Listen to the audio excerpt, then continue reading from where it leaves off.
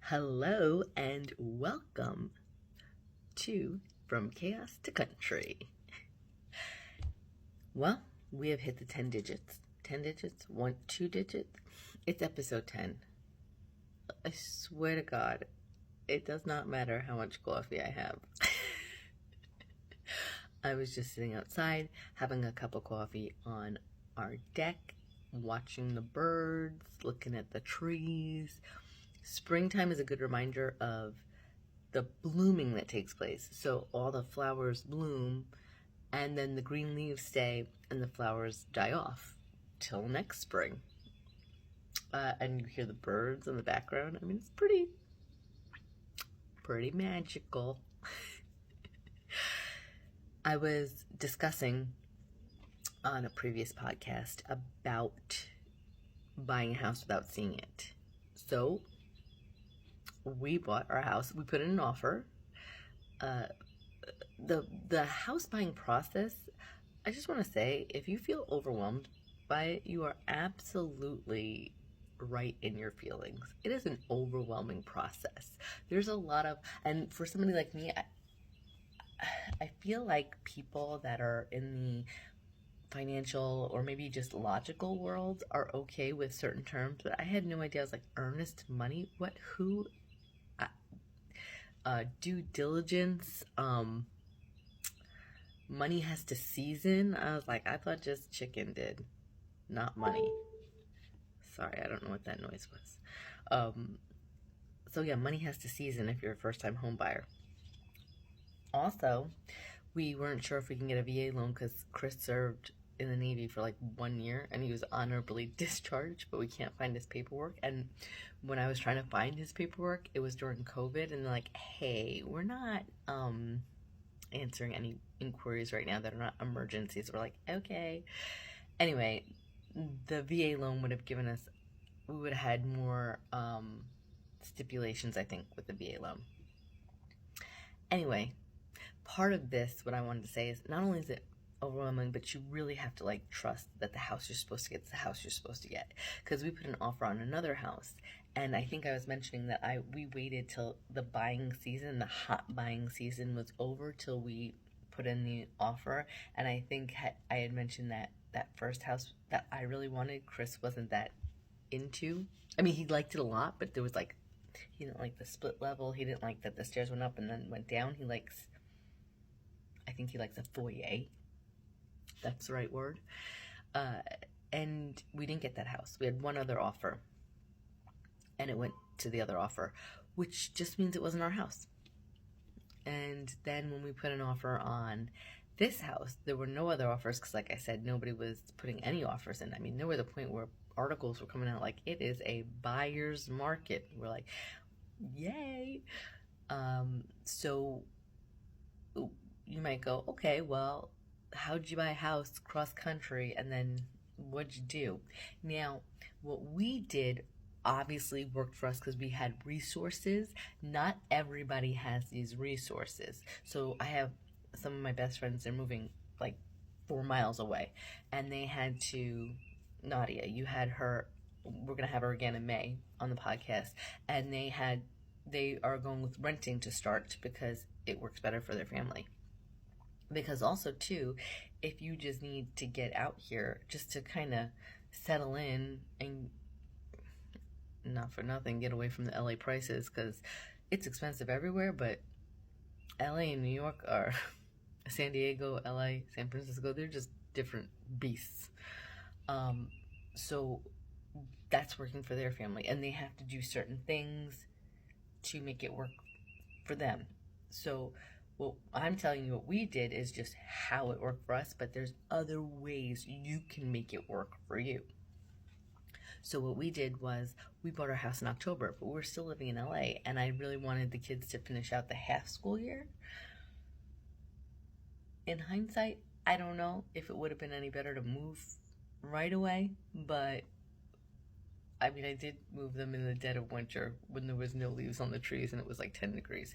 So, the dead of winter. Am I dramatic? It's not like we, came over on horse and buggy. It's like they flew first class in a plane. It was just cold.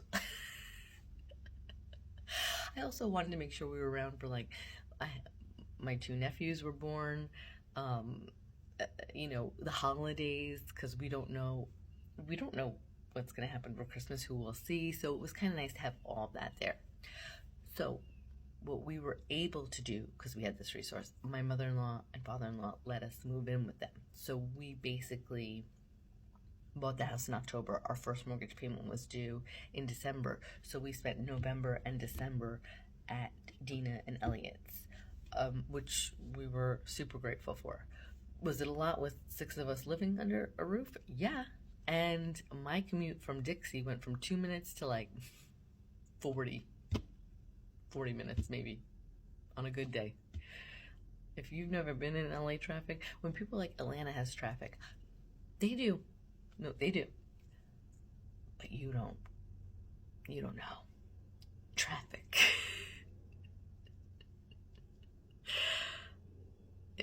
And every place you go to has drivers that are just assholes. I don't think anywhere you go is, nobody doesn't have that. So yeah, we moved in with my mother-in-law, and Chris was able to go to our house. Well, we were able to sign the papers, saw our house in person, then Chris went back in November to kind of get things set up for his office. So, and get a couple things, and then we were able to go December 26th and kind of get the beds and all that set up, and then the kids came on December 28th. So I know not everybody has resources like that, and like I said, we were very grateful to have those resources. So if you don't, it's kind of, there's just certain things that have to be done differently. Now, also, the other thing is, we didn't take anything really with us. We took whatever would fit in the cars, that we were allowed to fit in the cars, because we shipped our cars. And that, if you're going to ship cars, listen to me, just be prepared. Every car shipper, and you guys, listen, if you're a car shipper out there, then stop being so scammy, because you guys are scammers, okay? Now, mind you, not necessarily the car shippers, but the people you have to deal with, they are all running something, okay? They're going to tell you a certain deal, and then they're going to say, hey, we were wrong with that quote. It's actually $500 more. Or they're going to be like, oh, hey, we were wrong with that quote. It's actually $200, $300 more. No matter what quote they give you, do not believe that that's the quote you're going to get. Always give yourself a good $200, $300, $400 bump, because then they say, oh, this time of year, it doesn't matter if it was Christmas. Yes, it could have been February, and they'd be like, Valentine's Day. They're all trying to, it's all I don't want to say scam, a racket. I don't know. I'm such a Gen X. I'm like, it's a racket, but it's just a business that's a little sus, as the kids say.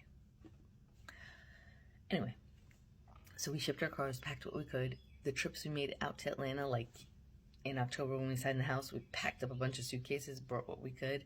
Chris packed up a bunch of suitcases, or a bunch, and brought them out. And then we packed more, and then Dina and Chelsea and packed more suitcases for Jacob and Jayla.